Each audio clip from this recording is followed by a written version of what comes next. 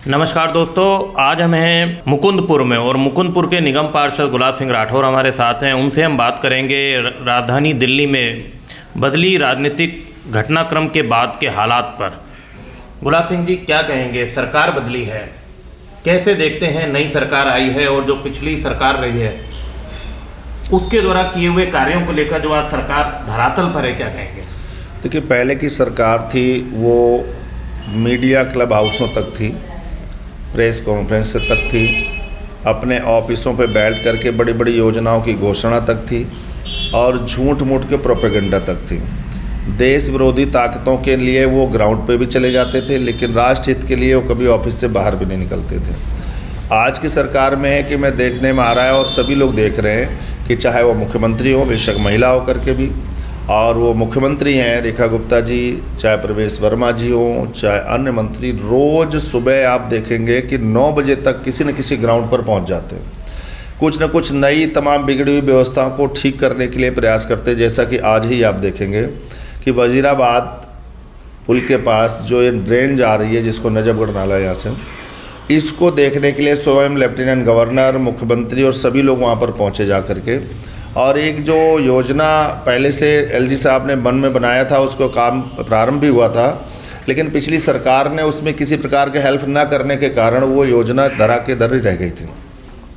वर्तमान सरकार भारतीय जनता पार्टी की है और स्वयं रेखा गुप्ता जी मुख्यमंत्री, उनका भी वही इंटरेस्ट है और एलजी साहब का भी इंटरेस्ट है और हम सबका भी वही इंटरेस्ट है कि ये जो नाला है, ये नाला एक बेहतर तरीके से डिसिल्ट हो। बाढ़ बरसात आने से पहले तो आप देखेंगे जाकर के वहाँ पर मशीनें लग गई हैं और कटर की तरह काटते हुए तमाम नाले को बड़ा कर करके और बेहतर तरीके से सफाई उसकी हो रही, जैसा कि पिछले कई सालों से हो ही नहीं रहा था।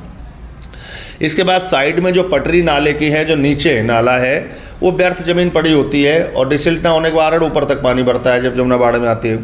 तो उसको भी मेरा भी कहना यह है कि उसको क्यों ना इस नाले की दीवार को और ऊंचा उठा करके, और जो साइड की जगह हमारी शेष पड़ी, कई एकड़ में लगभग 20 किलोमीटर लंबा ये नाले की पटरी है, वहाँ पर एक सुंदर ग्रीन बेल्ट बन जाए, अच्छे से वहाँ पर हॉट वगैरह टाइप की चीज़ें हों, ताकि सुबह सुबह शाम को लोग वहाँ पर घूमने के लिए उनका फुटपाथ लंबा मिले, नाला भी ओवरफ्लो ना हो, साफ़ सफाई भी अच्छा रहे, दिल्ली भी सुंदर हो, इधर क्षेत्र के बुराड़ी, वजीराबाद, इधर के तमाम लोग रहने वाले लोगों को भी एक सुंदर पार्क नुमा किनारे घूमने का अवसर मिले।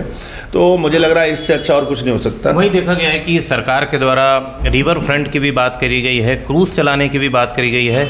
तो क्या लग रहा है, जिस तरीके से बजट में सरकार ने काफ़ी पैसे की व्यवस्था करी है, तो कितने समय में ये चीज़ें इम्प्लीमेंट होने की और अग्रसर होंगी? देखो, जिस तरह से काम गवर्नमेंट कर रही है आनन फानन में और बहुत सारी चीज़ों को तत्कालिक प्रभाव से ले रहे हैं, क्योंकि यमुना रिवर फ्रंट इतना छोटा काम नहीं है कि इतना आसानी से इतनी जल्दी हो जाए, क्योंकि उसमें बहुत सारा एनजीटी की प्रॉब्लम होती है, बहुत चीज़ों को उसमें निकालना पड़ेगा, तमाम ज़मीनों को एक्वायर करना पड़ेगा, तमाम लोगों से बातचीत करना पड़ेगा। लेकिन मेरा मानना है कि ये यमुना रिवर फ्रंट बनने के बाद एक विश्व का एक नया इतिहास बनेगा और भारत की राजधानी दिल्ली के अंदर एक सुंदर, एक ऐसा यमुना की सफाई के साथ साथ एक रिवर फ्रंट जो बनेगा, और वो लगभग जीरो पुस्ता जो दिल्ली के प्रारंभ से शुरू होता है और आगे अगर ये जब दिल्ली पार करने तक होगा, तो एक तो यहाँ से एक एक्सप्रेस, यमुना एक्सप्रेस टाइप से जो है ना, साइड से कॉरिडोर एक रोड निकले, जिससे किनारे लोगों को इधर से जाने और उधर जाने का तो बहुत शॉर्ट रास्ता हो जाएगा। जो दिल्ली का जाम है वो भी समाप्त होगा। साथ में जो उसके साथ में तमाम ग्रीन बेल्ट ज़मीन पड़ी है, वहाँ पर सुंदर पार्क हो गए, सुंदर फ्लावर्स होंगे, वहाँ मार्केट हो सकती हैं, तमाम छोटे छोटे हट्स हो सकते हैं, एक तरह जू चौपाटी हो सकती है। इस तरह की तमाम चीज़ें बना करके दिल्ली की जनता को भी एक पिकनिक स्पॉट मिलेगा, रेवेन्यू जनरेट होगा, जमुना साफ़ सुथरी होगी और एक सुंदर माहौल खड़ा होगा। और ये मुझे लग रहा है कि एक चरण में तो नहीं हो पाएगा, लेकिन इसको 3 चरण में पूरा करने का काम सरकार योजना बना के करेगी और कर सकती है। तो वहीं गुलाब सिंह जी, देखा गया जिस तरीके से ये सप्लीमेंट्री ड्रेन को सौंदर्यीकरण करने की बात करी जा रही है, वहीं इस ड्रेन के अंदर तमाम जगहों पर जो अतिक्रमण हो रखा है, उससे कैसे सरकार अपने आप को पार कर पाएगी? देखिए, सरकार है जो जनता के हितों के लिए काम करती है, व्यक्तिगत हितों के लिए काम नहीं करती है। और किसी का व्यक्तिगत हित अगर उसमें होगा तो उसके लिए भी व्यवस्था करने का सरकार काम करती है, लेकिन जहाँ से लाखों करोड़ों लोगों का फ़ायदा होने वाला है, उसमें किसी प्रकार का कोई समझौता सरकार नहीं करेगी। और मैं समझता हूँ जहाँ तक इन नालों के अंदर जो इंक्रोचमेंट है वो बहुत ज़्यादा नहीं है, लेकिन कुछ लोग हैं जो भावनात्मक व्यवहारों को लेकर के वहाँ पर कुछ चीज़ें देखने में आ रही है, और मुझे लग रहा है कि वहाँ पर अब आम जनता का कोई उन पर रुझान नहीं है। और मैं ओपन में अगर कहूँ तो हर नाले के पुलिया के पास आप देखिए तो एक मज़ार बना करके वहाँ पर बड़ी चीज़ घेरी गई है, और घेर करके देखने में आता है कि पहले लोग जनता का रुझान होता था, लेकिन जब मुस्लिम समुदाय ने खुद ही बोल दिया कि ये हमारे कोई पीर पैगंबर नहीं है, हम इनको किसी को नहीं मानते, तो जब वो खुद ही नहीं मानते तो बाकी हिंदू लोग क्यों मानेंगे? तो लोगों ने मानना ही बंद कर दिया, तो वहाँ पर भीड़ तंत्र समाप्त हो गया। तो आज जो देखने में आ रहा है वहाँ पर कि जब बाढ़ आती है, नाला भरता है ऊपर तक, तो उसको सब डूब जाते हैं। डूबने के बाद फिर पुनः साल भर वो चलते रहते हैं। लेकिन कुछ इन जगहों पर जो मेरे ध्यान में आया, और मैं सुबह शाम कभी कभी किसी न किसी के पास खड़े होकर वॉच करता हूँ, वहाँ कुछ गलत गतिविधियाँ होती नज़र आई हैं जो देखने में आया है, और मुझे लग रहा है कि ये बहुत बड़ा एक षड्यंत्रिक व्यवहार होगा। तो मैं आपके चैनल के माध्यम से दिल्ली के मुख्यमंत्री महोदय जी से, अपने इस विभाग के मंत्री प्रवेश वर्मा जी से और एलजी साहब से भी निवेदन करता हूँ कि ऐसी गैर जिम्मेदाराना तरीके की जो गतिविधियाँ वहाँ पर चल रही, जिससे बहुत बड़ा एक नए युवाओं के प्रति जो है ना गलत मैसेज जा रहा है और गलत उनके आचार विचार बन रहे हैं, और ये एक कोई दैवीय स्थान नहीं बल्कि एक षड्यंत्रिक स्थान है। अगर मैं बात करूँ जिस तरीके से आपने बताया इन चीज़ों के लिए, क्या इस विषय में संबंधित डिपार्टमेंट को या अधिकारियों को आपके द्वारा कोई पत्र व्यवहार वगैरह भी किए जा रहे हैं? मैंने अभी इसको संज्ञान लिया है, और क्योंकि मेरा एक नेचर है कि जब तक उसकी वास्तविकता पर अंदर तक स्वतः ना चला जाऊं तब तक मैं भावनाओं में कोई बात नहीं करता। तो मैंने इनको गहराई से नज़दीक से इनके अंदर दाएं बाएं से करके देखा है, तो मैंने देखने में आया कि यहाँ पर कुछ न कुछ गलत गतिविधियाँ चल रही हैं, और वो गतिविधियाँ चल रही तो उसको भी मैंने काफ़ी चीज़ें नज़दीक से उठाया है ताकि आवश्यकता पड़ने पर वो सैंपल सामने लाए जा सके। तो मैंने सैंपलिंग भी करा ली है। यहाँ 3 प्रकार की गलत गतिविधियाँ चल रही, जिसका समय आने पर इसका मैं पर्दाफाश करूँगा। फिलहाल अभी जो है ना, मैं अपने गवर्नमेंट से, अपने मुख्यमंत्री महोदय एलजी साहब से, पीडब्ल्यू मंत्री और फ्लड मिनिस्टर प्रवेश वर्मा जी से आग्रह करता हूँ कि ऐसी जो इंक्रोचमेंट वाली अराजकता के स्थान है, इन सबको भी तत्काल प्रभाव से नालों से, ड्रेनों से साफ करा करके एक सुंदर व्यवस्था कराने के लिए मैं अपील करता हूँ, रिक्वेस्ट करता हूँ। वहीं अगर मैं बात करूँ मुकुंदपुर की, आपके द्वारा लगातार कार्य किए जा रहे हैं और एक काफ़ी बड़ा एकड़ का मामला भी है जिसको लेकर आपने कई प्रोजेक्ट पे काम कर रहे हैं। पूरी जो व्यवस्था है जिसको लेकर आप काम कर रहे हैं, थोड़ा उसके विषय में बताएं। देखिए, यहाँ दिल्ली नगर निगम का एक बहुत बड़ी लैंड है, और ये मैं 2007 में जब पार्षद बना था तो मेरे मन में एक जिज्ञासा थी कि मैं अपने क्षेत्र के लोगों के लिए कोई बारात घर, कोई पार्क, कुछ हॉस्पिटल, कुछ इस तरह की चीज़ें बनवा सकूँ। तो मैं आए दिन घूमता था, कभी रेवेन्यू डिपार्टमेंट में, तो कभी एलजी के यहाँ पत्र देता था, तो कभी डिपार्टमेंट मुख्यमंत्री के यहाँ कि मुझे कोई सरकारी जगह दीजिए। तो मुझे पहले इतना अनुभव भी नहीं हो पा रहा था, लेकिन धीरे धीरे जब मैं लगा रहा तो अगले 2.5-3 साल बाद जब एलजी साहब ने उस समय के उन्होंने पत्र लिखा एसडीएम को कि भाई ये बारात घर के लिए 1000 गज ज़मीन की आवश्यकता है और इनको कहीं कहीं उपलब्ध कराई जाए।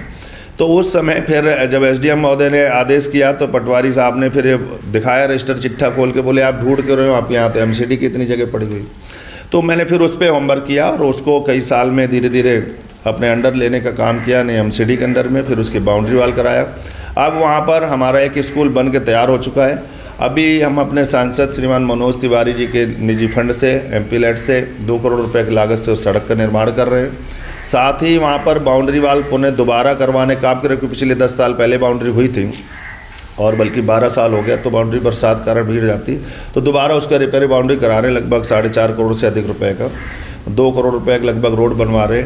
इसके बाद वहाँ बारात घर और एक पार्क, एक पॉलीक्लिनिक, हॉस्पिटल और 3-4 ऐसे प्रोजेक्ट हैं, और ख़ासकर बच्चों के खेलने का कोई मैदान नहीं इस क्षेत्र में, तो उसके लिए भी वहाँ पर व्यवस्था का काम चल रहा है। भराव का काम शुरू कर दिया और जल्दी ही उनकी बाउंड्रियाँ होकर के लोगों को ये सुविधाएं मिलने के लिए हम प्रयास कर रहे हैं। वहीं देखा गया है जो पूर्व पार्षद हैं वो लगातार सोशल मीडिया के माध्यम से वीडियोस बना रहे हैं, आरोप प्रत्यारोप कर रहे हैं कि काम नहीं हो रहा। इस विषय पर क्या कहेंगे सर? देखिए, मैं तो उनकी बात का जवाब देना इसलिए उचित नहीं समझता हूँ कि वैसे जैसा खाओ ज्ञान वैसा बनेगा मन। तो जिनके नेतृत्व में उन्होंने काम किया है तो वहाँ केवल एक ही काम था कि बस फेंक दीजिए और समेटने दीजिए।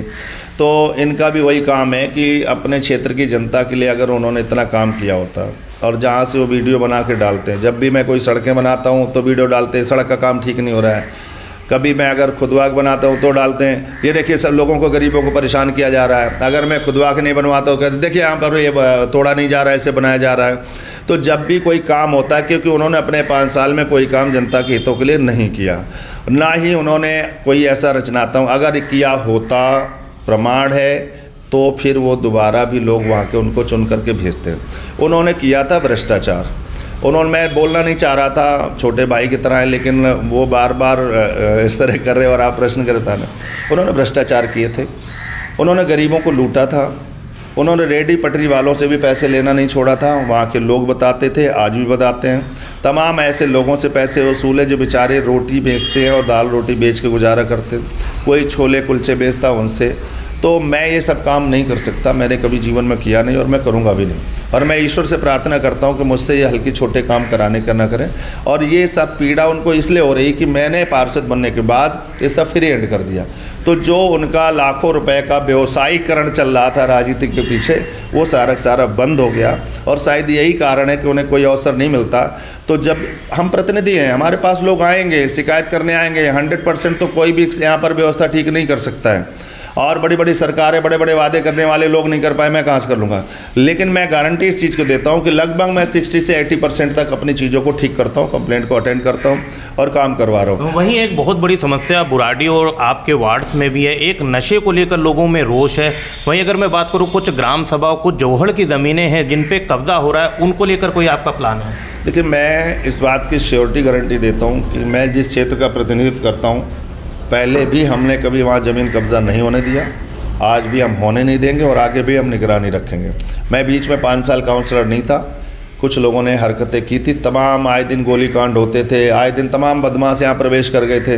कभी उस ज़मीन में कब्जा हो रहा है, गोली चल रही है, कभी वहाँ पर डंडा लाठी चल रहा है। मैं चैलेंज करता हूँ, एक भी बदमाश अगर यहाँ बदमाशी करने के लिए प्रवेश ही कर गया ना, तो मेरी गारंटी है उसकी बदमाशी चलने लायक नहीं रहेगी। मैं बाबा का चेला हूँ, इसलिए आज सुख शांति है। और जो लोग यहाँ पर गड़बड़ करने की कोशिश करते हैं, जैसे जहांगीरपुरी में तमाम कबाड़ का तंत्र फैला करके तमाम बांग्लादेशी और इन लोगों ने वहाँ पर तंत्र फैलाया, तो मैंने आक्रमण किया उस पर। मुझे कोई डर नहीं किसी बात का, मुझे लालच नहीं है। क्या मैं पूछना चाहता हूँ कि अभी पूर्व पार्षद का विषय आ रहा था, क्या कभी उन्होंने इस बात का किया कि जंगल राज वहाँ पर फैलता चला गया उनके राज में, और उन्होंने कभी वहाँ पर रोकने का काम किया? क्या उन्होंने अपने स्वार्थों के लिए लाखों रुपए जो महीना के वसूली कर रहे थे इसलिए? और यही कारण है कि उनको मिर्च लग रही है, क्योंकि मैंने वो सारे तंत्र समाप्त कर दिए।